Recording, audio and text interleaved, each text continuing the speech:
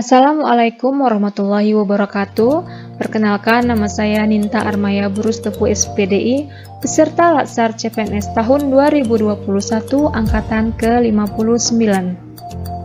Di sini saya akan menjelaskan mind mapping tentang etika publik. Di sini saya bagi menjadi 4 bagian, yaitu definisi, kode etik dan perilaku pejabat publik, bentuk-bentuk etika publik dan implikasinya, dan yang terakhir aktualisasi kode etik PNS. Yang pertama yaitu definisi.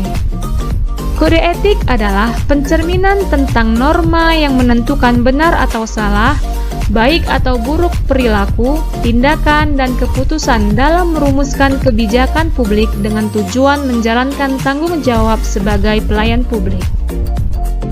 Selanjutnya, pada bagian kode etik dan perilaku pejabat publik saya bagi menjadi 3, yaitu definisi kode etik. Ialah aturan-aturan yang mengatur tingkah laku dalam suatu kelompok, di mana sudut pandangnya hanya ditujukan pada hal prinsip dalam bentuk ketentuan tertulis.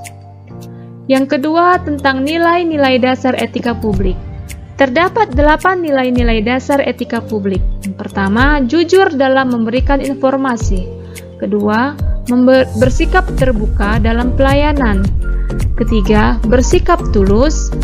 Keempat, bersikap sopan dan santun. Kelima, bisa menjaga informasi yang bersifat rahasia. Keenam, bersifat hormat. Ketujuh, bertanggung jawab dalam menggunakan barang milik negara. Kedelapan, berlaku adil dalam memberikan pelayanan. Dimensi etika publik terbagi menjadi 3, yaitu dimensi kualitas pelayanan publik, dimensi modalitas, dan dimensi tindakan integritas pelayan publik.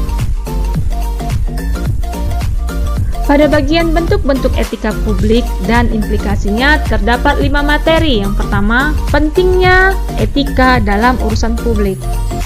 Sebagai aparat pemerintah, para pejabat publik wajib menaati prosedur tata kerja dan peraturan-peraturan yang telah ditetapkan oleh organisasi pemerintah yang wajib mengutamakan aspirasi masyarakat dan peka terhadap kebutuhan masyarakat. Selanjutnya yaitu mengenai penggunaan kekuasaan, legitimasi kebijakan. Penggunaan kekuasaan atau legitimasi kebijakan kekuasaan yang memiliki legitimasi paling kuat adalah yang memenuhi landasan legitimasi etis. Selanjutnya mengenai konflik kepentingan. Setiap pegawai ASN harus menghindari konflik kepentingan dalam pelaksanaan tugasnya, karena akan mengakibatkan penyalahgunaan kekuasaan, pengerahan sumber daya publik yang kurang optimal, dan peningkatan kesejahteraan rakyat yang terabaikan. Kemudian sumber-sumber kode etik bagi ASN.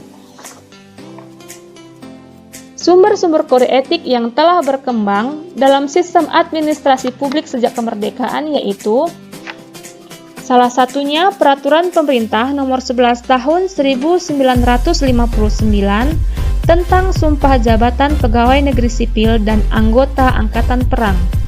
Kemudian Peraturan Pemerintah Nomor 21 Tahun 1975 tentang Sumpah Janji PNS. Implikasi kode etik dalam pelayanan publik.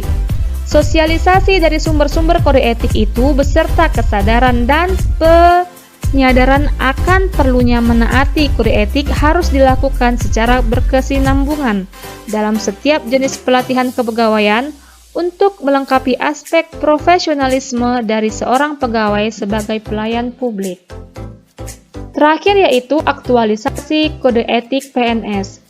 Berikut ini merupakan contoh isu-isu yang sering kita temui di unit kerja pada saat aktualisasi yang berkenaan dengan kode etik PNS, seperti pemanfaatan sumber daya publik, absen sidik jari, pemberian hadiah atau cenderamata, konflik kepentingan dalam pengadaan, terpidana korupsi menjabat kembali, membocorkan informasi, dan melanggar hukum.